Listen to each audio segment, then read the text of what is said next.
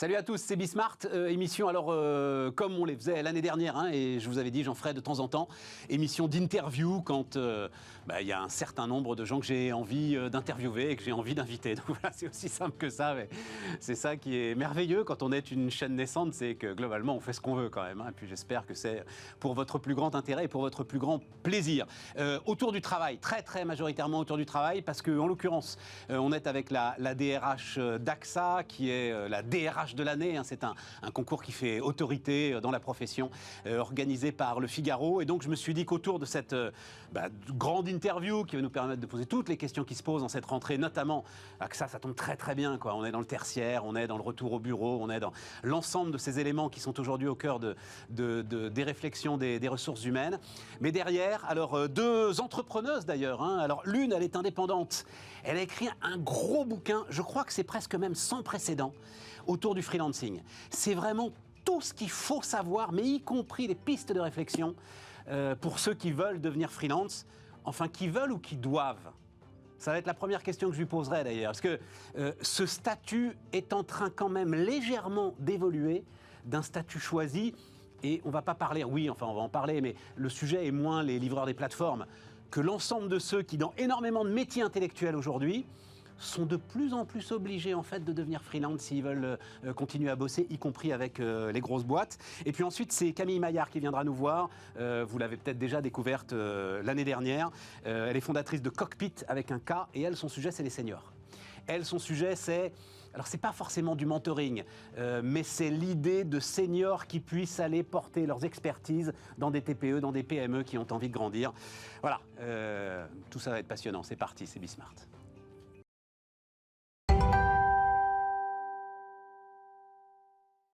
Et donc, on démarre avec... je ne vous ai pas demandé, Karima, comment on prononçait votre nom de famille. Sylvain, Sylvain, voilà. Oui, voilà. Tout simplement. Karima Sylvain qui est avec nous. Donc, la DRH d'AXA, DRH Group, 120 000 collaborateurs, 50 pays. Il y a évidemment une dimension mondiale dont on parlera ensemble, hein, Karima, notamment sur la façon, enfin le retour au bureau, la façon dont ça se passe. Mais, à la limite, question très ouverte. Donc, c'est sans doute dans les RH que les bouleversements initiés par le Covid ont été les plus importants. Qu'est-ce que vous mettriez en avant sur l'ensemble de ces bouleversements, et évidemment d'abord en pensant à l'environnement français, ou en tout cas à l'environnement occidental ou européen? Alors, on a beaucoup parlé de première ligne, hein, ces 18 derniers mois. Très juste. En entreprise, je pense que les DRH ont vraiment fait partie de la première ligne. Parce que ce sont les réunions de crise, les protocoles sanitaires, c'est inventer, alors d'abord le télétravail intégral, auquel beaucoup d'entreprises n'étaient pas totalement préparées. Pas du tout préparées. Vous y étiez, vous? Alors nous, la chance qu'on a eue, je crois, c'est qu'à partir de 2014, on avait expérimenté le modèle hybride. On avait 38% de nos collaborateurs qui avaient fait du télétravail. Et on avait équipé la plupart de nos salariés dans le monde de ordinateur portable. Ce qui fait qu'en mars 2020, lorsqu'on a décidé de mettre tout le monde en télétravail, donc on a pris une décision qui a été mondiale, à un moment donné, lorsqu'on a vu la pandémie arriver en Chine puis en Italie, là on a fait un arrêt sur image et on s'est dit, ça va déferler, et donc on a pris la décision de mettre tout le monde en télétravail, et donc effectivement, d'un point de vue technologique, on était équipés. Alors évidemment, on n'était pas préparé managérialement à faire un saut de cette nature-là. Ouais. Mais je dirais que ce qu'on avait fait auparavant nous avait donné quelques clés, et le fait d'avoir expérimenté le modèle hybride fait que on avait immédiatement des petits modules de formation à disposition qu'on a envoyés un peu partout dans le monde. Modules de formation importants, plus, parce qu'on va en parler, plus pour les managers. Exactement. Que pour les gars qui se retrouvaient chez eux, on est d'accord. Exactement. Mais aussi pour les gars qui se retrouvaient chez eux, parce que, vous savez, Teams, par exemple, au démarrage, on l'avait déployé, bien sûr, mais tout le monde ne l'utilisait pas, forcément. Donc il a fallu apprendre à s'en servir. Apprendre à s'en servir. Ça, c'est un détail, carrément. C'est pas qu'un détail, parce que il y a aussi comment gérer les réunions, comment créer du lien, comment s'assurer que tout le monde participe, etc. Donc il y a l'aspect technologie, mais il y a aussi le sujet, la relation en utilisant un média qui est un peu différent. Ça, c'est le boulot des managers, ça. C'est le boulot des managers. Comment gérer la réunion, comment créer du lien, comment continuer... Il n'y a pas toujours un manager dans une réunion. Il n'y a pas toujours un manager dans une... Non, c'est vrai. Donc, oui, c'est vrai. Ah oui, d'accord. Donc voilà. Mais alors, allons-y sur les managers. C'est eux qui, aujourd'hui, ont le plus gros effort à faire, finalement, pour se mettre à la page en termes de ressources humaines. Alors, se mettre à la page, je ne sais pas, mais ce que je constate, c'est que pendant la crise, ils ont tenu les équipes. Nous, notre engagement, il a augmenté pendant la crise. On mesure notre engagement, on fait des enquêtes. Alors, parce qu'on était en mission, Karima. Alors, pas que, parce que moi, je prends le temps de lire les verbatims des salariés. Alors, vas-y. Et qu'est-ce qu'ils disent quand on leur demande est-ce que vous êtes engagé, comment ça se passe, etc. Ils disent mon manager était là, mon équipe était là. Et était là non seulement effectivement pour le boulot, mais aussi avec un soin, une attention, une écoute qui était différente d'avant. Donc moi, ce que je pense, c'est que le management, il a grandi pendant cette période. Ça alors. Voilà. Et donc, c'est vrai qu'aujourd'hui, on est dans une phase qui est différente parce que nous avons décidé, comme beaucoup d'entreprises, mais comme quelques entreprises, d'avoir une politique mondiale de télétravail avec un travail hybride qu'on met en place partout dans le monde. Et les managers, oui, c'est une adaptation. On compte sur eux. C'est un travail qui devient un peu différent. Vous allez très très loin à parler de réinvention des rapports humains. Oui. Il faut un peu élaborer. Quand on lâche une phrase comme ça, on va pas se contenter de dire oui. Non, il faut un peu élaborer. Alors, il faut un peu réinvention des rapports humains. Oui, je le pense fondamentalement. Je pense que le modèle hybride de télétravail, ce n'est pas que la juxtaposition de 2-3 jours au bureau et de 2-3 jours de travail à domicile. Je ne crois pas à ça. Nous, notre observation, c'est quoi? C'est que pour que ça marche, pour que la cohésion d'équipe reste, il faut changer plus que ça. Il faut changer la manière d'interagir. Je prends quelques exemples. Quand vous allez au bureau, si vous y allez pour être enfermé dans un coin sous Teams ou sous Zoom, ça ne sert à rien d'aller au bureau. Donc il faut y aller en conscience, comme je dis. Il faut y aller en organisant ses journées. Il faut y aller pour créer du lien. Il faut y aller en laissant du temps pour de l'informel. L'intégration des nouveaux arrivants. Vous comme moi, on a démarré en entreprise et qu'est-ce qu'on a fait? On a observé. On a observé les collègues, les managers. Et il y a beaucoup de sociétés, il y a beaucoup d'organisations où l'informel compte énormément.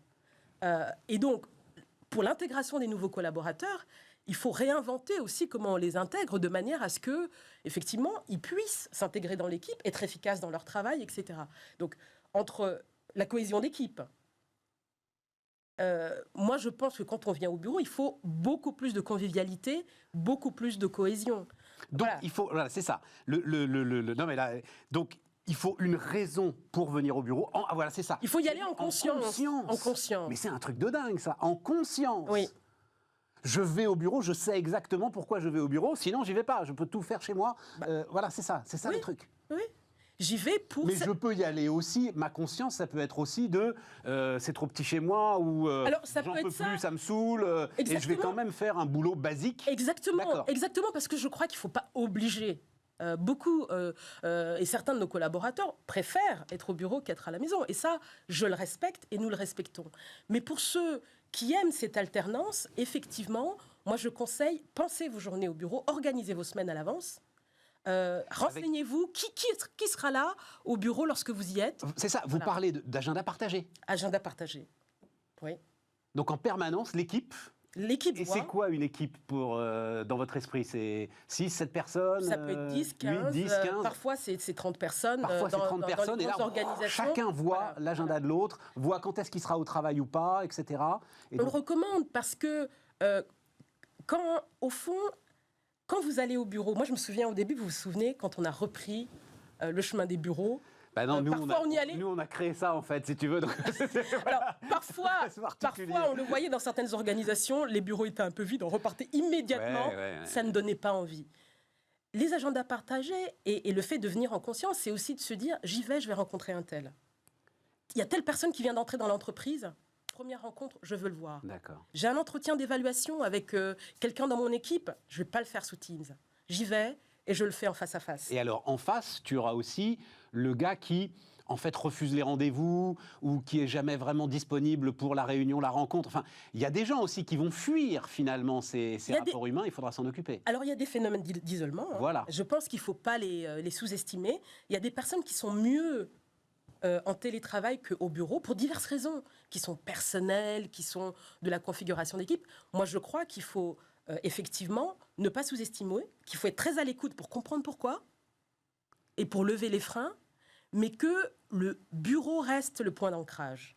Il y a un sujet, alors il se trouve qu'un entrepreneur que j'adore, Jean-Charles Samuelian, qui a fondé votre premier concurrent, vous connaissez Alan, oui, forcément, Oui, voilà. oui. J'ai vu l'interview que vous aviez faite. Ah, bah super, oui. Super, super. Et donc, investir dans la santé mentale, en l'occurrence là, c'est une pure coïncidence, mais Emmanuel Macron dit les consultations de psychologues seront remboursées dès 3 ans, hein, d'ailleurs, hein, dès 3 ans. Ça va être une dimension que doit maintenant, elle a toujours eu un problème avec ça, l'entreprise, hein, et on comprend pourquoi. C'est une dimension qu'elle doit aujourd'hui, elle aussi, aborder. Absolument. Parce que, voilà. Absolument. Alors, nous, on est assureurs. Et, oui, mais... Non, mais c'est important de démarrer par là, parce qu'en tant qu'assureur, on analyse les risques. Et on voit l'augmentation et l'évolution. Et on essaye de projeter les risques avec des experts dans le monde dans les 10-20 prochaines années. Ouais. Et qu'est-ce qu'on voit? Bien sûr, on parle du risque climatique, bien sûr, on parle du risque cyber, mais le risque de santé mentale est un risque qui augmente énormément dans la société. Alors, c'est vrai qu'en étant assureur, mais aussi parce qu'on pense que la santé en entreprise est un sujet fondamental, il y a 1 an, on a décidé de mettre en place une politique mondiale de santé qui concerne tous nos salariés dans le monde, avec des volets prévention sur lesquels la santé mentale est très importante. Voilà. Mais alors, en tant que casquette DRH de l'année, parce qu'effectivement, le côté assureur fausse un petit peu le truc, c'est-à-dire que vous êtes très sensibilisé à ça. Mais vous dites, Karima, à vos confrères, vos collègues qui réfléchissent à ça, il faut vraiment aller affronter ce sujet, mais dans toute sa complexité. Moi, je comprends, on en discutait avec Jean-Charles, c'est très, très compliqué pour une boîte d'aller poser la question de quelqu'un, de son équilibre psychologique, de son moral, finalement, ce qui peut être lié à des éléments qui sont des éléments familiaux et privés et absolument pas à des éléments de travail. Moi, je pense que c'est indispensable et que les entreprises n'auront pas le choix. Ça, c'est une conviction personnelle. Ouais, bah c'est clair. Et je pense aussi que de plus en plus, l'engagement des collaborateurs va dépendre de la finesse avec laquelle on va être capable de ne pas séparer et de ne pas cloisonner totalement le professionnel et le personnel. Alors bien sûr, on ne peut pas tout, mais en France, en Europe, dans beaucoup de pays, il y a un tabou autour de la santé mentale. Il y a un tabou aussi chez les dirigeants. Avouer, quand on est dirigeant, qu'on est passé par des phases de stress ou de burn-out, ça questionne la performance. Donc c'est vrai que nous, on a commencé à travailler sur ces sujets-là, y compris en formant les dirigeants. En faisant des partenariats avec des universités pour former les dirigeants, en commençant par une question simple, c'est comment vous, dirigeants, vous en parlez à vos équipes. Parce que si les dirigeants eux-mêmes n'osent pas en parler à leurs équipes, le problème commence là. Voyez. Donc effectivement, il y a une forme de libération de la parole qui qui est pudique aussi, hein, bien sûr, et qui est dans le respect, mais qui doit exister. Pourquoi c'est important? Parce que nous, comme beaucoup d'entreprises, nous mettons en place des programmes d'assistance. Donc, AXA, au début de la pandémie, on a déployé des programmes d'assistance psychologique dans tous les pays dans lesquels nous opérons. Donc, tout salarié d'AXA peut appeler une assistance psychologique à tout moment, H24. Ces programmes, ils ne sont pas forcément très utilisés. Pourquoi? Parce qu'on n'en a pas entendu parler, on a des doutes, on n'ose pas. Mais oui, mais bien sûr, on n'ose pas. Voilà, et donc... C'est quand même un truc de l'entreprise et tout à coup je vais dire que je vais pas bien, que je me sens mal. C'est pas un truc de l'entreprise parce que c'est un truc indépendant, mais oui, payé par l'entreprise. Mais le doute subsiste. Ouais. Je suis d'accord, Stéphane, le doute subsiste. C'est pour ça que je dis, il faut quelque part, quand vous voyez des chiffres qui disent que 30 à 40% des êtres humains sur Terre rencontrent dans leur vie un problème de santé mentale, c'est pas un sujet à côté. Alors, c'est un sujet qui est là. Particulièrement, juste d'un mot, mais particulièrement dans le secteur tertiaire, il y a cette notion qui a été montée il y a 10 ans avec notamment le drame qu'avait traversé Orange, du travail invisible, de l'ensemble de ceux qui, du fait notamment des pyramides des âges, des boomers, se disaient à la fin de la journée, mais qu'est-ce que j'ai fait en fait d'utile à l'entreprise? Ça reste un sujet aujourd'hui, Karima, ou c'est quelque chose qui maintenant a été traité? Enfin... Moi, je pense que c'est quelque chose qui a été traité. Le sujet qui est derrière ça, c'est aussi le sens du métier. Oui, voilà, c'est ça. Voilà. Et je pense que nous, ce que nous avons fait pendant la crise, c'est communiquer et révéler notre raison d'être, qui était déjà là. Mais c'est très important d'en faire un objet de débat et de discussion, et puis de le ramener au métier. Donc notre raison d'être est autour de la protection et du progrès, mais tous nos salariés ont des métiers où ils sont en contact avec des clients dans des contextes qui sont parfois difficiles, justement parce qu'on est sur ce métier de la protection. Et donc, ramener le quotidien, justement, au fond, quel métier que je fais, quel service je rends à la société, c'est extrêmement important. Alors, il ne faut pas déshumaniser le travail. Le travail est humanisé parce que, justement, il y a une raison pour laquelle on se lève chaque matin et on va travailler. En conscience. En conscience. ce qui nous amène à l'autre grand sujet de la rentrée, c'est-à-dire les compétences. Les compétences, les recrutements. Crise des recrutements pour AXA comme pour, j'ai presque envie de dire, l'ensemble des boîtes de France. C'est-à-dire vous avez un problème aujourd'hui de rétention des talents, de captation des... Pour l'instant, nous on n'observe pas de tension importante sur nos différents recrutements. On reste prudent parce qu'il y a certains autres marchés dans le monde où, par exemple, sur l'informatique ou l'actuariat, il commence à y avoir quelques tensions, mais beaucoup moins que les secteurs d'activité dont on entend parler généralement dans la presse. Je reste prudente parce qu'il faut voir ce que les prochains mois vont donner. Voilà. Mais en moyenne, pour vous donner une idée, AXA, c'est 100 000 candidatures par an, c'est 16 000 recrutements dans le monde, c'est 5 000 en France. C'est ça, les volumes avec lesquels nous et vous avez justement un pouvoir d'attractivité aujourd'hui qui reste assez fort pour... Parce que je ne sais pas, même les grandes boîtes dans... pas mal dans les fonctions support d'ailleurs, alors moins les RH, mais direction financière, etc. Il y a aujourd'hui des vrais sujets qui se posent. Et qui visiblement se posent moins encore une fois, on commence à ouais. sentir des petites tensions, mais on n'a pas de difficulté de recrutement sur les métiers. Moi, j'ai beaucoup entendu dire qu'actuaire, donc l'actuaire, pardon pour ceux qui... c'est celui qui calcule les risques, en fait, voilà, et que c'est un métier qui allait disparaître. Que l'intelligence artificielle allait... être le meilleur, enfin un actuaire imbattable. Voilà, j'ai toujours été chauffeur routier, radiologue, actuaire sur les métiers qui allaient être condamnés par l'intelligence artificielle. Ça, j'y crois pas. Il y a quelques années, nous avions lancé un exercice qui était un peu de prévision. De prévision de ce que le digital et la data allaient transformer nos métiers. Et effectivement, bien évidemment, l'actuaire, il va beaucoup plus utiliser l'intelligence artificielle et il va beaucoup plus utiliser le matching des données, le fait de faire parler les données et des données très complexes entre elles avec des outils de plus en plus complexes. Donc ça, c'est une réalité déjà, qui est par exemple de prendre des données climatiques et de les regarder de manière beaucoup plus fine et complexe qu'auparavant. Mais vous avez toujours besoin d'une intelligence humaine pour décider quel est le juste produit et le juste prix par rapport à un risque. Par rapport au risque. Voilà. Et donc, moi, je ne crois pas du tout à la disparition du métier d'actuaire. Les actuaires ont de beaux jours devant eux. Par contre, ils vont effectivement utiliser des outils beaucoup plus sophistiqués. Ils se marient, entre guillemets, avec les data scientists de manière beaucoup plus fine et beaucoup plus serrée.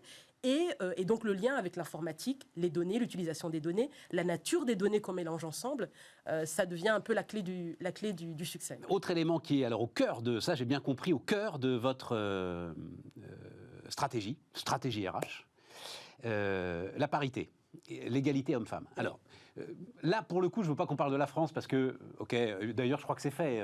Vous êtes plus ou moins à parité sur l'ensemble. En France, quand je regarde nos entités en France, on a bien progressé. Moi, ce qui m'intéresse, c'est l'Inde, le Moyen-Orient, enfin, l'ensemble de ces pays où, si AXA pousse ce sujet, est-ce que, vous ne faites pas, on parle maintenant d'appropriation culturelle, de choses comme ça, c'est-à-dire d'aller plaquer des exigences d'une société occidentale sur des sociétés qui n'y sont absolument pas prêtes. J'imagine que vous avez réfléchi à ça. On a beaucoup réfléchi à ça, parce qu'effectivement, vous l'avez dit, on est présent dans 50 pays dans le monde, et moi j'ai beaucoup voyagé dans ces pays-là, et je ne le crois pas. Je pense qu'il y a au fond, qu'il y a des transitions qui sont universelles. Et que, voilà, et que la transition pour la parité est une transition universelle. Et c'est pour ça qu'au fond, il y a 4 ans, nous, on a décidé d'utiliser 4 grands leviers. On fixe des objectifs, et ces objectifs sur la parité. Et ces objectifs, ils s'appliquent à tous nos patrons dans le monde, quelle que soit la géographie. Ils sont incentivés là-dessus ? Ils sont incentivés là-dessus, exactement. Exactement, ça fait partie de ce qu'on appelle leur target letter, pour reprendre un jargon. Mais effectivement, on a pris cette décision-là. Deuxième point, on fait comme beaucoup d'entreprises des plans de succession. Et donc, moi, je m'assois avec nos dirigeants et on regarde les plans de succession. Évidemment, il y a des spécificités sociales, culturelles, etc. Mais partout, dans tous les pays du monde, il y a des femmes en entreprise compétentes et se pose la question de comment on les développe, comment on les expose et comment elles montent à des échelons de management plus importants. Donc effectivement, le deuxième plan, c'est les plans de succession. Et moi, je viens de passer la semaine dernière 2 jours avec le comité exécutif d'AXA où on a revu tous les plans de succession d'AXA dans le monde. Et qu'est-ce que je constate? C'est que 43% des successeurs de notre top 300, on a 34% de femmes dans notre top 300, on avait 9% en 2009. Et 43% des successeurs des top 300 sont des femmes. Pourquoi c'est un indicateur important? Parce qu'on dit toujours, mais elles ne sont pas là, elles n'existent pas. Les plans de succession, c'est extrêmement important. Vous savez, carrément, on le vit même, nous, médiatiquement, quand même, hein, d'essayer d'aller les chercher, voilà. etc. Non, mais tout à fait. Hein. C'est un travail qui prend 10-15 ans. Oui, Il faut assumer le fait que c'est un travail qui prend beaucoup d'années, mais je pense que partout dans le monde, ça s'applique de la même façon. Les 2 autres leviers qui sont importants et sur lesquels nous on travaille, c'est les dispositifs de développement. Donc on fait du mentoring à grande échelle dans l'ensemble de nos entités. Et puis le dernier point qui me tient extrêmement à cœur, c'est objectiver les décisions de nomination, les processer. Parce que c'est très important lorsque vous nommez une femme que dans les couloirs, on ne dise pas elle a été nommée parce que c'est une femme, voyez. Et donc, pour moi, objectiver ces décisions de nomination, c'est extrêmement important. Donc, pour notre top 300, par exemple, les candidats hommes et femmes sont évalués avec un 360, avec un consultant externe, et les décisions sont prises en prenant en compte ces évaluations. Et donc, et c'est extrêmement important d'avoir. Mais oui, mais Karima, c'est passionnant. Je ne savais pas que ça allait si loin, mais c'est une injonction contradictoire. C'est-à-dire que je crois que, pardon de le dire comme ça, mais enfin en plus je l'ai vécu, puisque moi-même j'ai été manager. Je crois que certaines décisions de nomination de femmes sont prises. Alors oui, sans doute qu'on a une vision du potentiel de celle qu'on nomme à cette place. Mais elle n'est sans doute pas au niveau, on le fait parce qu'on a ces objectifs de parité à respecter, ou parce qu'on pense sincèrement qu'il faut avancer dans cette parité. Mais si on avait fait une évaluation 360, sans doute la femme que l'on devait nommer aurait-elle été moins bien classée que l'homme qui aurait pu prendre sa place. Ça dépend quels sont vos critères. La question, c'est quels sont vos critères. C'est ça la question. Effectivement, vous avez des critères qui sont l'expertise, vous avez des critères qui sont le potentiel et la capacité à gérer et à manager les équipes, à transformer les équipes. C'est vrai. Ça dépend quels sont vos critères. C'est vrai. Moi, je connais des critères. C'est vrai. Voilà, des manières de mettre. Voilà. Bon, donc c'est pour ça que c'est très important de se dire quels sont les critères et pourquoi je vais faire telle nomination à tel poste. Voilà. Et donc, on peut, à un moment donné, privilégier le potentiel et la capacité à transformer une organisation que par rapport à un candidat qui aurait peut-être un peu plus d'expertise, mais qui n'aurait pas la même capacité à transformer une organisation. Donc je crois que la question, c'est celle des critères, mais qu'il faut absolument objectiver et expliquer à l'homme et à la femme candidat pourquoi vous avez été choisi et pourquoi vous n'avez pas été choisi. Nous avons des processus aujourd'hui où c'est plutôt l'homme qui est choisi. Et on explique à la femme que ce n'est pas elle et voilà pourquoi. Et l'inverse. Donc voilà. On est au bout, Karima, c'est absolument passionnant. Dernière question, je vous entends, et en fait j'ai l'impression que vous avez la conviction que l'entreprise, c'est un peu contre-intuitif, mais sort finalement renforcer la cohésion d'entreprise, sort renforcer de ces 2 ans complètement dingues qu'on a tous traversés. Alors, effectivement, moi j'ai cette conviction-là. Ouais. On le voit dans certains baromètres de confiance. Ouais. Je sais pas si je suis sûre que vous lisez ces baromètres. Oui, mais je me méfie encore un peu parce qu'on est encore sur en poste, c'est presque l'aftershock. Alors, en tout cas, moi, l'entreprise a été là, comme vous le décriviez très bien, au moment où on était perdu, et donc on lui en est encore un peu reconnaissante. Mais je voudrais voir ce que ça donne dans un an. Quoi. Je suis d'accord. Il faut attendre de voir. Moi, au-delà des enquêtes, j'écoute les collaborateurs et ce qu'ils me disent. Et effectivement, ce qu'ils me disent, c'est que leur confiance en l'entreprise a augmenté pendant la période. Donc, attendons de voir. Je pense que ça oblige les entreprises à regarder de manière plus fine ces questions d'engagement et à maintenir dans la durée cette confiance-là. Donc, tout reste à faire. Karima Sylvan, donc la DRH de AXA, était notre invitée sur Bismart.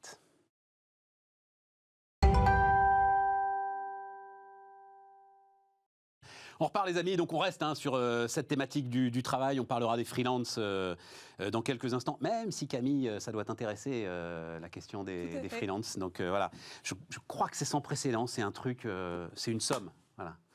Mais elle sera avec nous tout à l'heure, Lise. Bah, tu pourras rester d'ailleurs si tu veux. Donc Camille, fondatrice de Cockpit, qui était venue nous voir il y a 6 mois, hein, c'est ça? Il y a 1 an déjà. Il y a 1 an déjà. Tout à fait.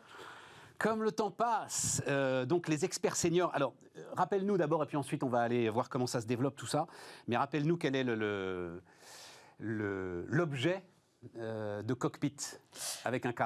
Avec un K. À l'origine de Cockpit, en fait, on avait 2 missions. La première, c'était de rendre accessible le conseil aux PME françaises qui avaient besoin d'accompagnement. Et notre deuxième mission, c'était de valoriser l'expérience et l'expertise des seniors, des jeunes retraités en France. Et de ces 2 missions, on a créé Cockpit. Mais le constat de départ, il était plus du côté des seniors, non, que du côté des entreprises? Il était vraiment des 2 côtés. Vraiment des 2 côtés. C'est vraiment de ces 2 côtés qu'on a nourri une complémentarité. Tous ces seniors venant en aide, ces profils spécialistes, top profils qualifiés, venant en aide aux PME françaises qui ont des forts besoins de structuration dans leurs enjeux de croissance. Ouais, enfin, elles ne le savent pas toujours, mais ça aussi, on va en parler justement. Mais je ne t'avais pas demandé à ce moment-là, Camille, parce que forcément, pour avoir une réflexion comme ça, c'est ça. Enfin, au départ, c'est une histoire, c'est une rencontre, quelque chose qui fait que tu as fait ce matching. En fait, l'idée de départ, et en effet, ce qui a fait tilt chez nous, c'est en effet côté senior, en voyant des personnes de notre entourage qui partaient à la retraite, des top profils, spécialistes, et qui avaient cette envie de continuer à transmettre, à pouvoir avoir de l'impact auprès des PME, et pas cette sensation de rupture dans la retraite où du jour au lendemain, on a travaillé pendant plus de 30 ans, le travail surtout j'allais dire, plus pour les hommes que pour les femmes. C'est ton père, non? Non, c'est pas mon père, justement. Le père du cofondateur, alors en partie. Ah, on y arrive. Mais pour ces profils pour qui le travail c'était plus que simplement du travail. Enfin, on y passe nos journées, c'est un réseau professionnel, c'est une structure temporelle, c'est du lien social, c'est beaucoup. Et du jour au lendemain, cette phase de transition, sans rien, puisqu'en fait, on parle beaucoup de rémunération, post-retraite. Oui, ça, on en avait parlé. Tu penses que c'est le choc d'une forme de désocialisation qui est encore plus importante que la rémunération. Exactement. Oui, mais bon, ça, alors je vais me permettre, moi, de le dire d'un mot, ça se travaille, les amis. Vous voyez, 56 ans, on peut commencer à mais tout le monde ne travaille pas, justement, ces années pré-retraite, et puis après, ça dépend... Mais tu la vois venir, quand même. Ça dépend. Il y a ceux qui, en effet, préparent la retraite parce qu'ils ont calculé, ils sont dans une entreprise qui leur permet de partir au moment où ils le souhaitent. Et puis, il y a mais c'est juste ça peut être juste un mindset. Tu n'as rien à préparer du tout, mais c'est juste dans ton esprit... Tu commences à réfléchir. C'est une énorme phase de transition. Je comprends qu'on peut faire du déni, en fait. Exactement. Ouais, c'est ça. Et pourtant, c'est des top profils qui ont surtout de l'expérience, de l'expertise, du vécu. Et donc, avec cette envie de continuer, d'avoir du lien les premières années de retraite et de se sentir utile, et puis de se lever le matin en se disant, j'ai de l'impact, je continue. C'est vraiment cette notion d'utilité, en fait, qui était très importante. Et en creusant, parce qu'on a dans notre entourage des dirigeants de start-up, de TPE, de PME, qui, eux, avaient des forts besoins d'accompagnement. On sait que souvent, le dirigeant peut être soit seul, soit accompagné, bien sûr, d'un CODIR, d'un COMEX. Mais il y a de forts enjeux. Les PME ne sont pas toutes ultra structurées et non pas toutes, on parlait de recrutement tout à l'heure, mais il y a des chiffres qui sont très parlants. Il y a plus de 60% des dirigeants qui peinent à recruter. Et c'est toutes ces PME-là, ce tissu économique fort français, qui a un fort besoin d'accompagnement. Et du coup, nos profils j'allais dire, encore une fois, experts, spécialistes, peuvent accompagner du coup toutes ces PME sur des enjeux très, très spécifiques. C'est un sacré challenge parce que c'est la même chose en fait que de l'autre côté. Beaucoup de ces chefs d'entreprise, ils n'en veulent pas en fait d'un accompagnement. En fait, c'est un énorme point, c'est qu'ils ont un fort besoin en compétences, mais tous n'acceptent pas forcément de se faire accompagner. Donc ça, c'est souvent des dirigeants de plus petites structures, soit qui ont été dirigeants toute leur vie à la tête de leur entreprise, et puis il y a énormément d'affect aussi avec l'entreprise. Ouais. On s'est rendu compte que certains dirigeants de PME, de TPE, qui ne souhaitent pas forcément être accompagnés, on ne va pas nous forcément plus loin. Tant pis pour eux, c'est ça, tu as encore assez de marché. Exactement. Nous, notre cœur de métier, c'est vraiment d'accompagner les PME. Quand on parle de PME, on est sur des entreprises entre 50 et 250 salariés. Il y a un fort potentiel, quel que soit le secteur d'activité. Et on parlait notamment, vous en parliez tout à l'heure, il y a des forts besoins en SI, en RH, et puis toutes les entreprises industrielles industriels qui ont, lié aussi au contexte Covid, des forts besoins en logistique, en ligne manufacturing, en production, parce qu'il y a des enjeux de relocalisation de sites de production, de croissance, et donc comment accompagner cette croissance avec ma production. Et toutes ces entreprises industrielles, du coup, on se rend compte qu'on a des vrais besoins qui sont identifiés et on peut les accompagner. Alors, je le dis juste d'un mot d'ailleurs pour lui rendre hommage, et puis il faudra qu'on en discute. Tiens, c'était un des grands combats de Thibault Langsade à l'époque où il était vice-président du MEDEF en charge des TPE-PME, et il avait, avec beaucoup de courage, parce que tu es quand même élu par ces gars-là, donc vraiment il répétait sans arrêt, vous n'êtes pas assez staffé, vous n'êtes pas assez compétent en fait. Et lui-même d'ailleurs se mettait, vous ne pouvez pas être aujourd'hui assez compétent vu la masse des enjeux que vous avez à adresser. Et ça, c'est un vrai point qui sera peut-être lié au sujet d'après sur le freelancing. C'est le fait d'arriver avec un profil extérieur à l'entreprise qui du coup peut se permettre d'avoir un œil, j'allais dire 360 extérieur, de donner son avis grâce à son expertise, son recul. Ça a une valeur inestimable aussi pour un dirigeant ou pour un COMEX qui a besoin d'être accompagné, justement de pouvoir faire appel à ces profils-là. Et c'est, alors, justement, parce que tu viens sur le freelancing, c'était l'une de mes questions, et puis après, j'irai voir comment ça se développe ton histoire, mais c'est plus de l'accompagnement stratégique que tu as en tête ou une compétence clé sur un problème clé à résoudre ? En fait, on couvre les deux, c'est-à-dire on couvre et des besoins en compétences de spécialistes. Donc, j'ai besoin, encore une fois, de revoir ma stratégie industrielle, d'optimiser ma logistique. J'ai besoin... et là, c'est pas la peine d'aller voir EY, Bain, etc. Ça va vous coûter une fortune. Exactement. Et Camille, elle vous propose le gars qui va le faire très très bien pour beaucoup moins cher. Exactement. C'est un point, d'ailleurs, je digresse légèrement, c'est qu'en fait, dans le mindset, c'est-à-dire que toute notre communauté d'experts accepte d'encadrer sa rémunération. Donc nous, on arrive avec des tarifs qui sont 2-3 fois moins chers que le marché, pas du tout pour dévaloriser nos profils, mais plutôt dans cette démarche de transmission de compétences, d'impact. Et c'est pour ça que tous nos clients sont vraiment des PME et c'est vraiment à eux qu'on s'adresse. Et peut-être pour revenir du coup sur la question précédente, on répond donc à des besoins de spécialistes, en effet sur des besoins ponctuels qui sont identifiés pour répondre à des enjeux de croissance, que ce soit des enjeux SI, des enjeux de structuration financière, des enjeux de production. Et on peut répondre aussi à des enjeux de stratégie plus globale. Là, on vient en appui d'un dirigeant. Alors, exemple. Rentre dans le dur, Camille. Donne-moi, j'en sais rien, puisque là, ça fait 1 an, ça se développe. Donc, est-ce que tu as en tête quelques exemples qui nous permettent de raconter des histoires, justement ? Quelques exemples. Alors, on accompagne par exemple un dirigeant de PME dans l'industrie plastique qui, lui, fournit des packaging pour des grandes marques qu'on ne citera pas. Lui, on l'accompagne à des gros enjeux de croissance. Il souhaite multiplier sa production par 10 l'année prochaine. Et en fait, il nous a sollicité pour un profil ancien directeur industriel, directeur de site, qui a pour l'accompagner dans l'achat des nouvelles machines et bien sûr tous les process liés à justement l'optimisation de production. Super intéressant. On accompagne aussi des startups. C'est quoi, juste la taille de l'entreprise, avoir une idée ? Ils sont 80. Ah oui, donc c'est déjà une belle boîte. C'est une belle boîte. Exactement. Quoi, 10-15 millions d'euros de chiffre d'affaires ? Ouais, voilà, c'est ça. Ouais. Et donc le gars, il veut passer à 150 millions. Exactement. Non, mais c'est ça pour...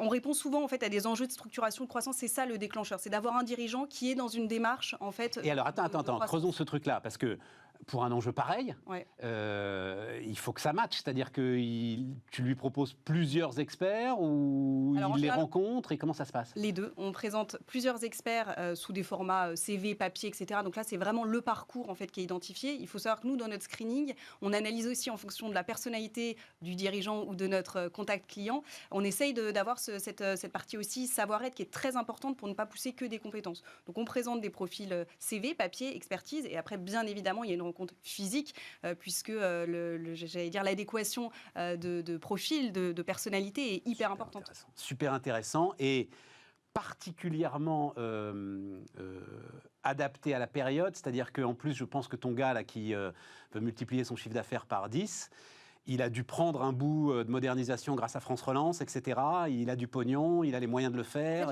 C'est le contexte qui est le contexte Covid où les entreprises ont quand même été amenées, toutes les entreprises ont été impactées par le Covid, elles ont toutes été amenées à se poser des questions internes, RH, on en a beaucoup parlé, financières, et puis de stratégie, de se dire, on a tout été impacté positivement ou négativement par le Covid, qu'est-ce qu'on fait ? C'est-à-dire que c'est vraiment cette dynamique-là, et on voit qu'on a énormément de clients qui sont dans cette démarche de se dire, ça a été une parenthèse, mais ça nous a permis aussi parfois certains de pouvoir mettre en place des nouveaux business, des nouvelles offres, ajuster certaines choses et donc pousser davantage. Et on a beaucoup de clients qui sont dans une démarche justement de croissance, d'accompagnement de croissance, parce qu'en interne, c'est ce que vous dites. Et j'ai besoin d'un gars quoi. qui l'a déjà fait pour Exactement. passer à l'échelle, en fait. Exactement. Voilà, quelqu'un qui l'a déjà fait et qui...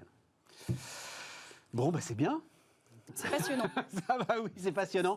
Comment tu te fais... Enfin, oui, tu vas me dire, il y a les médias, il y a Bismart, mais enfin bon, on n'est pas non plus, tu vois, CNN ou TF1. Et donc, comment est-ce que tu vas aller chercher? Comment est-ce que tu te fais connaître? C'est quoi? On en avait discuté d'ailleurs, hein, tu investis beaucoup sur Google. Exactement. De chaque côté, on a des cibles différentes. Les médias sont une très bonne source pour nous, bien évidemment, d'acquisition des deux côtés. Après, côté client, on a une prospection classique, bien évidemment. Et puis, on s'appuie aussi sur des partenaires indirects. Il faut savoir que côté senior, on est partenaire notamment de la Caisse nationale de retraite Île-de-France. Donc, on travaille pas mal ces partenariats avec des associations d'anciens cadres, etc. Et puis, côté client, on va dire sans citer de nom que les banques, assurances sont des bons partenaires pour accompagner leurs propres clients, justement. Mais oui. Puisque les banques et les assurances ont besoin que leurs clients se portent bien. Et c'est une vraie solution pour leurs clients, justement, de se faire accompagner par des profils comme Cockpit qui sont... expérimenté à tarif encadré. C'est génial, ça. Voilà, exactement. Ah, c'est pensé, hein, le truc. Tout à fait. Bravo, Camille. Bah, on se revoit dans un an, si on Avec est encore grand là. Toi, tu plaisir. seras encore là. Nous, je sais pas. Oui, normalement, oui, dans un an, ça ira encore. Allez, les amis, on continue Bismart.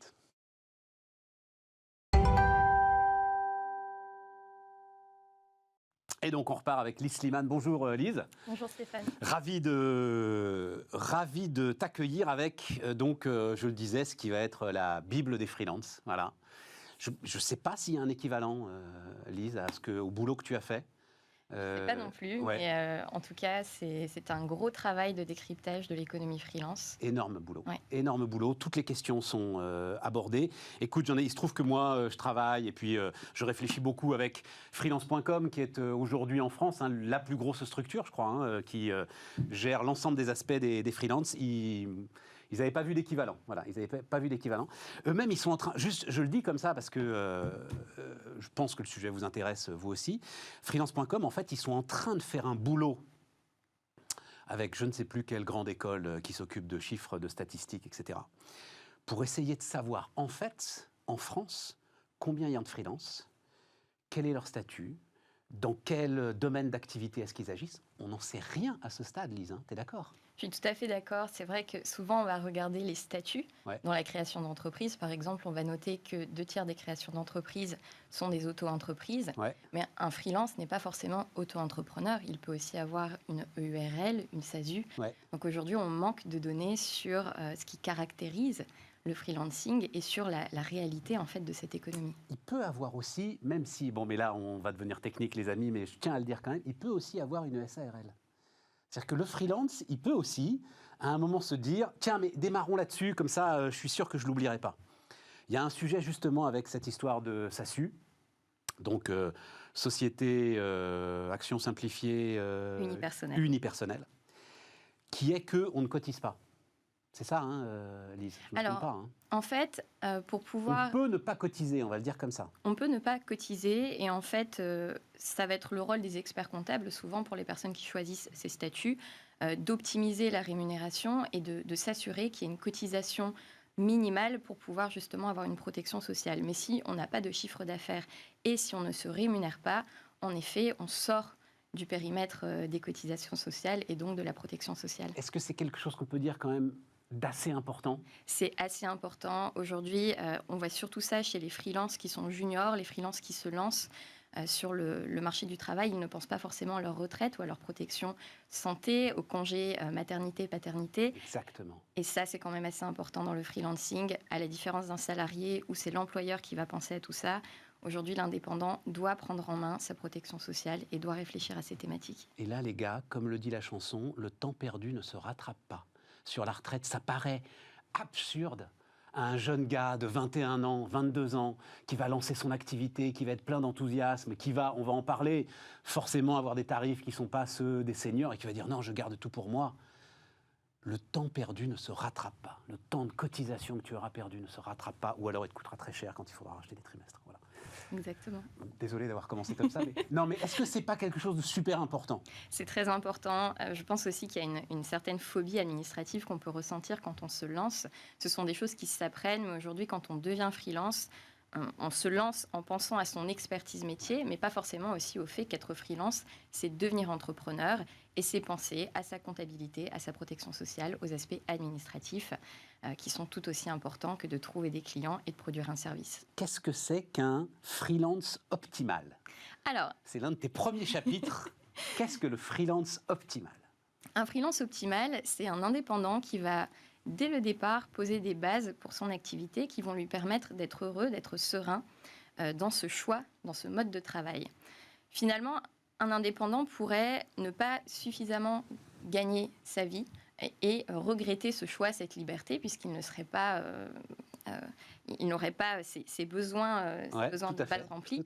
Donc, un freelance optimal, c'est quelqu'un qui va non seulement penser à sa rémunération, mais aussi à choisir des missions qui sont alignées avec ce qu'il a envie de faire, qui va réellement choisir le freelancing et ne pas le subir comme une contrainte, et qui va également choisir son lieu de travail, ses méthodes de travail. Être un freelance optimal, c'est finalement être intentionnel sur ce qu'on a envie de se créer comme style de vie et réussir à le faire. C'est ça. Et donc, ça veut dire qu'il faut presque faire son business plan personnel. Exactement. Un business plan plus réduit que pour une création d'entreprise. On va avoir des investissements en capitaux assez lourds, mais au moins réfléchir dès le départ à ce qu'on a envie de créer, ce qu'on a envie de générer. Réfléchir, est-ce qu'il faut même aller au-delà de la réflexion, c'est-à-dire aller commencer quand même à chercher un petit peu des clients, voir ce qu'eux-mêmes sont prêts à payer, et avant de se lancer, voir si on a quelque chose d'un petit peu solide sur lequel démarrer? C'est très pertinent, j'en parle aussi dans le livre. Bien en effet, sûr. Quand on se lance, souvent on peut se perdre dans les détails, par exemple penser à faire un logo ou un site internet. Mais ça, ce sont des erreurs de débutants. Ce n'est pas le plus important. Le plus important, quand on se lance dans toute entreprise, c'est d'avoir des clients et donc de réussir à comprendre quelle valeur on peut leur apporter et si cette valeur sera justement rémunérée. Ça, on ne peut le savoir qu'en faisant une étude de marché et qu'en ayant des premiers clients payants. Mais c'est vrai que l'histoire du logo, c'est marrant parce que... Mais en même temps, on le comprend parfaitement. Oui. C'est-à-dire, il y a quelque chose d'enthousiasmant, finalement. C'est ça, à se lancer. C'est plaisant, ça permet de se projeter. Ça permet de se projeter, ouais, voilà, c'est ça. Donc, tu dis, dans le même ordre d'idée d'ailleurs, très important, trouver une organisation de travail. Oui. Une forme de routine, c'est ça, Lise? Une routine, s'organiser. Finalement, quand on se lance à son compte, on évite derrière son écran d'ordinateur, surtout si on est dans la prestation de service. On se retrouve face à une page blanche, personne ne nous dit ce qu'on doit faire et donc on peut se perdre dans les détails, procrastiner ou ne pas optimiser ce temps qu'on a. Et en France, on a quand même des mécanismes, par exemple, comme l'assurance chômage qui va permettre de percevoir des revenus jusqu'à trouver une rentabilité. Du coup, on ne perçoit pas forcément l'urgence à être rentable le plus rapidement. Mais sans cette organisation, on risque de se perdre, d'arriver en fin de droit ou en fin d'économie et de ne pas réussir à trouver son modèle, son business model, son modèle économique. Donc dès le départ, c'est super important de prioriser ce qui va nous permettre de devenir rentable, de vivre de cette activité et aussi d'avoir des routines de travail, pas sur un coin de table, mais voilà, vraiment un vrai espace, un vrai bureau, ou aller dans des espaces de coworking pour pouvoir échanger avec d'autres personnes. Ça commence à se réouvrir. En fait, aujourd'hui, on peut commencer à retourner dans des bureaux. Mais même sans échanger, tu expliques très bien. Il faut vraiment faire une sorte d'emploi du temps avec des tâches vraiment précises, heure après heure, etc. Vraiment, tu insistes beaucoup là-dessus. J'insiste dessus. Et ça me semble très pertinent. Oui. Se faire son propre emploi du temps pour s'assurer déjà pour se rendre compte du temps qu'on passe sur certaines tâches et pour pouvoir le quantifier. En freelance, on échange son temps contre de l'argent, mais aussi pour éviter de se laisser déborder et enfin pour éviter d'avoir toutes les tâches domestiques qui vont venir se greffer.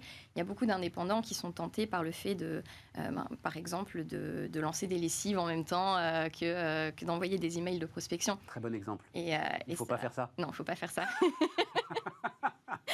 Il ne faut pas faire ça. Très bon exemple.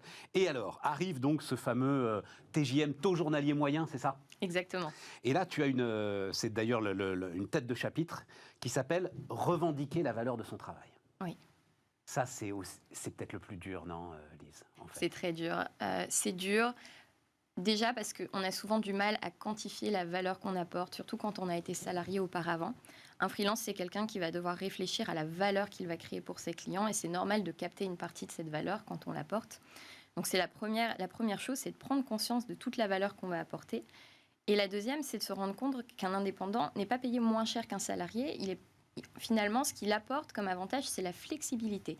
Il vient, il travaille en mode projet. Ça veut dire que lui, dans sa propre organisation, dans le coût de son travail, il doit aussi facturer les périodes qu'il va passer à gérer son entreprise, l'administratif, les périodes intercontrat, où il sera en recherche de clients, puisque c'est aussi le coût de son travail. C'est du travail fait, mais qui ne sera pas forcément produit pour un client. Ses vacances, ses jours de formation. Donc tout cela doit être intégré dans son TJM. Et finalement, un indépendant qui a un carnet de commandes bien rempli, le plus souvent, il va facturer une centaine de jours par an, mais il va travailler beaucoup plus. Est-ce qu'il faut le détailler, ça? C'est-à-dire, tu es face au client, tu vas lui amener, surtout quand tu es effectivement dans la prestation intellectuelle, l'achat de prestations intellectuelles, c'est très compliqué. Enfin, et donc, il faut que tu lui détailles, que tu lui fasses un devis avec 150 heures temps, mais aussi l'ensemble de ce que tu viens de décrire, c'est-à-dire tout ce que t'apporterait une entreprise si tu n'étais pas freelance. Le prix des intercontrats, le prix de la prospection, le prix de tout ça? Alors, il faut distinguer deux choses. L'éducation de certains clients, l'éducation qu'il va falloir faire en tant que freelance, puisqu'on va évangéliser certains clients qui n'ont pas encore travaillé avec des indépendants. D'accord. Et la facturation, les devis. Un devis, on n'a pas à justifier. Aujourd'hui, le TJM est suffisant et le TJM intègre tout cela. D'accord. Par contre, si ce TJM ou un forfait, si on travaille au forfait, s'il n'est pas compris par un client, s'il semble élevé, là alors on peut passer dans un peu d'éducation. Mais souvent, plus on a à se justifier et plus la collaboration va être difficile. Les clients, généralement, qui ne comprennent pas la valeur qu'on apporte ou les tarifs qu'on propose sont des clients avec lesquels on va avoir une espèce de rapport de méfiance qui n'est pas la meilleure base pour collaborer en freelance. C'est une lame de fond devant laquelle on est, là, Lise, ta conviction, autour du freelancing? Pour moi, Évidemment, on parle énormément des travailleurs des plateformes. Je crois que c'est à part. C'est pour ça que j'ai laissé ça à part. Et puis, d'ailleurs, on en parle très régulièrement sur Bismart. Mais là, on parle de l'ensemble, effectivement, des prestations intellectuelles, etc. et tout. Et c'est une lame de fond, là, qui est en train de monter. Moi, je pense que le freelancing est en train de gagner du terrain parce que ça permet, ça permet vraiment de se réaliser, de choisir ses projets, de venir et de réaliser quelque chose, de pouvoir choisir ses collègues, de pouvoir avoir de la créativité, de la variété dans ce qu'on fait. Néanmoins, la société à côté traîne un peu. Donc, on a cette problématique de compréhension de sa facturation par certains clients. On a aussi la difficulté aujourd'hui quand on veut louer un appartement ou acheter. Par exemple, le reste de la société ne comprend pas ce modèle économique encore. Donc, je pense que le freelancing va gagner du terrain. On le voit, il y a eu beaucoup de créations d'auto-entreprises, par exemple, l'année dernière, malgré la crise. Néanmoins, je ne pense pas que ça s'installera jusqu'à faire disparaître le CDI. Pour moi, les deux vont coexister et peut-être que dans nos carrières, on aura des moments où on aura envie d'être freelance et d'autres où on préférera être salarié. D'où l'avantage, et on finira là-dessus, de choisir des statuts d'entreprise qui, certes, vont vous coûter peut-être un peu plus cher en cotisation, mais vous permettront, par exemple, de vous verser un salaire. Et vous serez indépendant, mais personne n'en saura rien, en fait. Voilà. Merci, Lise. En tout cas, Stéphane. bravo pour ce boulot. Il y a absolument tout. On n'a pas le temps de parler de tout, parce que ça fait, pouf, 500 pages, ça fait 400. 400 Et pages. presque voilà. un kilo. Et presque un Désolée kilo. au facteur pour la livraison. Allez, on termine Bismart, les amis.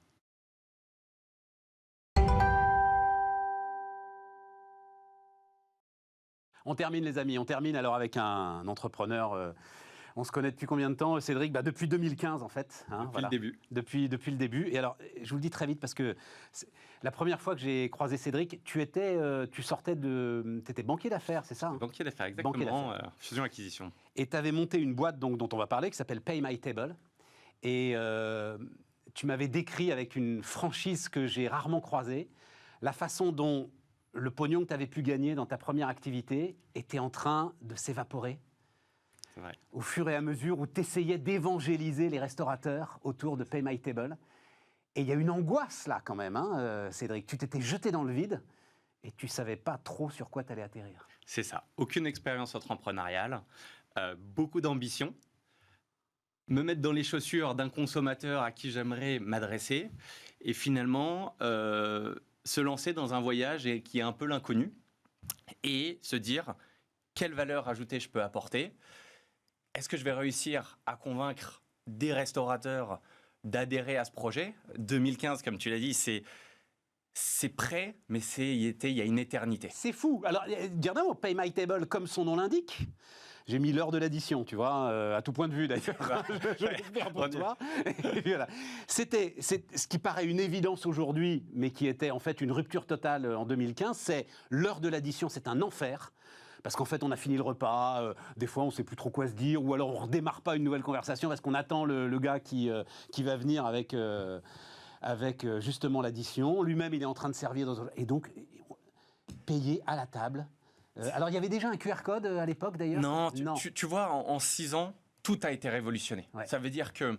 Au départ, c'était une appli sur un portable. C'était une appli sur un portable parce que le QR code, ça a existé, mais très peu utilisé. Ouais, ça voilà. a été démocratisé il y a assez peu de temps par Apple et Google quand tu ouvres ta caméra et que ça reconnaît automatiquement Ça a été le QR code. démocratisé par le Covid, quoi. C'était Voilà, maintenant, ça y est, on est tous QR code. Voilà, c'est donc fini.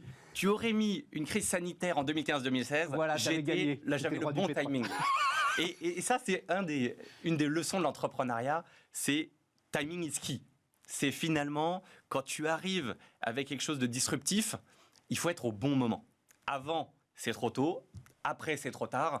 Mais là, c'est vrai que la digitalisation de la restauration, c'est quelque chose qui nous paraît évident, puisque depuis 1 an et demi, on sait ce que c'est un QR code sur la table, on ne se pose même plus la question, c'est je vais trouver mon menu sur mon addition, sur mon téléphone, je vais pouvoir utiliser des services digitaux de commande à table, de paiement mobile à table. Et ça, en fait, ça a été un catalyseur et un accélérateur de maturité digitale chez les restaurateurs qui étaient une cible assez peu friande du digital à l'époque. Et ça, c'est... Ah oui, et puis en plus, c'était aussi une des difficultés du marché auquel tu t'attaquais, complètement éclaté. C'est-à-dire qu'il fallait aller voir les uns après les autres. Et en fait, ce qui t'a sauvé finalement, c'est qu'à un moment, c'est une chaîne qui t'a fait confiance. On peut dire ça, hein, Cédric. C'est ça. Si tu veux, c'est une conjonction de choses qui font que tu arrives comme un extraterrestre. Tu parles de paiement mobile en 2015. Apple Pay n'était même pas encore sorti. Donc, tu n'as pas l'évangélisation d'Apple qui fait son travail. Et donc, tu arrives, tu parles de choses qui sont très, très loin des problématiques de terrain du restaurateur. Et finalement, tu te dis comment je vais pouvoir pousser ça à des restaurateurs indépendants. Et tu t'aperçois que finalement, ce n'était peut-être pas la bonne cible, mais que les grands groupes ont une maturité un peu plus avancée parce qu'ils ont des départements marketing, puis ils ont eu des départements digitaux. Et donc là, tu as de l'appétence. Tu commences à avoir de l'adhérence sur ce que tu vas présenter. Tu comprends que le paiement mobile est une des briques de la digitalisation et ça nous a permis de faire évoluer l'entreprise vers un panel de services digitaux pour la cible de la restauration. Et là, tu te retrouves avec un autre sujet, là encore passionnant, c'est pour ça que c'est une histoire d'entrepreneuriat, il faudrait que tu l'écrives d'ailleurs. C'est que les grands groupes, leur problème, c'est qu'une start-up, enfin Cédric qui débarque avec son énergie... sa bite et son couteau, pardon de le dire comme ça. Suffit pas. Exactement. Ils ont du mal à faire confiance. C'est exactement ce que tu décris. Ça veut dire que on est en face de gens qui peuvent avoir peur de prendre des risques. Ce sont des grands paquebots qui doivent s'appuyer sur des partenaires solides, tant en termes de solutions et de services. Finalement, tu peux lui vendre du rêve, mais si tu ne délivres pas, tu vas nulle part. Et donc, eux prennent ce risque-là. Et un risque financier, parce que travailler avec une start-up, c'est se dire, est-ce que dans 6 mois, elle sera toujours là ? Donc, conjonction de chance et d'opportunité. J'ai, en 2015-2016, la chance de rencontrer un groupe d'investisseurs qui sont la famille Mullier, qui sont probablement les plus gros entrepreneurs français. Avec Xavier Niel. Avec Xavier Niel, mais dans une thématique différente. On va dire le retail chez les Mullier tout à fait. et la technologie, c'est Xavier Niel. Et ce sont des gens qui sont, je pense, comme Xavier Niel, profondément tournés sur les entrepreneurs, avec une bienveillance extrême, et qui ont toujours soutenu par plein d'initiatives différentes ces gens comme moi qui commencent avec une main devant, une main derrière, qui ne savent pas où ils vont, mais qui ont plein d'idées dans la tête et qui ont envie de changer le monde. Magique, magique. Mais alors, donc, on saute le truc, donc hop, ça se développe, et comme tu dis, on passe de Pay My Table à, en fait, toute une gestion digitale de l'offre de restauration. Et là donc, c'est une ESN que je ne connaissais pas, qui s'appelle Zucchetti. Donc qui finalement rachète Pay My Table, spécialisé dans l'hôtellerie-restauration d'ailleurs, Zucchetti. C'est ça. En fait, c'est vrai qu'en France, on ne connaît pas forcément énormément la marque Zucchetti, mais c'est le plus grand éditeur de logiciels italien.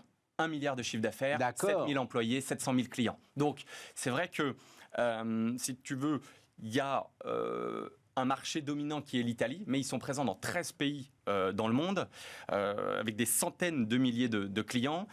et qui finalement, avec 3 lignes de business, la gestion RH, les ERP, et une business line qui s'appelle Hospitality et Retail, en bon français, hôtellerie, restauration et commerce de détail. Et toute l'idée, c'est de plugger l'ensemble de ce que tu apportes à l'hôtellerie-restauration au bon vieil ERP, justement, qui est enfin l'outil, mais ça vous le savez tous, hein, de gestion de l'ensemble de ce que produit l'entreprise. Exactement. On a cette chance aussi, c'est que l'entreprise Zucchetti développe plusieurs logiciels de caisse pour les restaurants et c'est un partenaire technologique depuis de nombreuses années. Donc on se connaissait, on avait travaillé ensemble et finalement quand tu as des clients en commun, quand tu as une passion commune d'aider à la digitalisation des restaurants, on s'est vite retrouvé devant la vision qu'on pouvait partager, devant le champ et le terrain de jeu énorme que pouvait représenter le groupe pour une entreprise comme la nôtre, et de se dire on va pouvoir accélérer tant en termes de vision, de développement commercial à l'étranger, et puis finalement se concentrer sur notre valeur ajoutée qui est le produit. Oui, mais alors, le jour où je reçois ce communiqué de presse, là, je crois que c'est le même jour que Sunday, qui est un de tes concurrents, lève 100 millions de dollars. Alors, Et donc ma question c'est, et on est quasiment au bout, c'est, t'es parti en avance, mais est-ce que tu t'es pas fait rattraper en fait, Cédric ? je pense qu'on est très complémentaires. Alors, définitivement, 6 ans avant, c'était bien trop tôt. Ce qui est drôle pour la petite anecdote, c'est que Sunday a été fondé par les fondateurs de Big Mama, à qui j'ai proposé ça il y a plusieurs années, qui ne croyaient pas du tout. Donc, si tu veux, Ah oui, mais ça, c'est j'adore. toute l'histoire de Voilà, la tech. exactement. en fait, ça. Donc, Oui, si tu oui, veux, oui, oui. ce que ça te montre humblement, c'est que finalement, le timing est clé, que les gens peuvent changer d'avis, et donc il faut continuer à aller les voir régulièrement, Ouais. mais surtout, on s'est un petit peu écarté. Ça veut dire que eux, on va dire, vont concurrencer quelqu'un comme La Fourchette, qui s'adresse à toi, à moi, en tant que consommateur final. Nous, on est devenu un éditeur de logiciels en marque blanche pour les grands comptes de la restauration, pour qu'ils possèdent leurs propres données, ils gardent leurs interfaces clients avec leurs couleurs. Donc, si tu veux, c'est deux D'accord, approches je différentes. comprends. Ils sont de dire... T'as une approche plus industrielle, Exactement. et eux, c'est plus le côté consommateur. Voilà. Eux, ils sont directement Oui, mais à un moment, vis-à-vis le du côté consommateur, il faut bien qu'il soit plugué aussi. C'était tout ton sujet, avec l'ensemble des logiciels de caisse. Donc, Et il va bien exactement. falloir qu'ils deviennent industriels aussi. Il y a une convergence finalement pour le restaurateur. La vraie question à la fin, c'est est-ce que tu veux être propriétaire de tes données et maître de tes données versus avoir La Fourchette, un Sunday, un Google. Tu vois, tu as le business model qui est un petit peu différent. Ça veut dire Tu es que le nous, Apple des restaurateurs. j'aime Alors beaucoup que la comparaison, Stéphane. Je te remercie pour ça. Je suis très flatté, mais j'ai avec pas moi, cette vous prétention. êtes propriétaire Voilà. de vos données, alors qu'avec les autres. Voilà, c'est deux Très approches assez bon. différentes, mais complémentaires.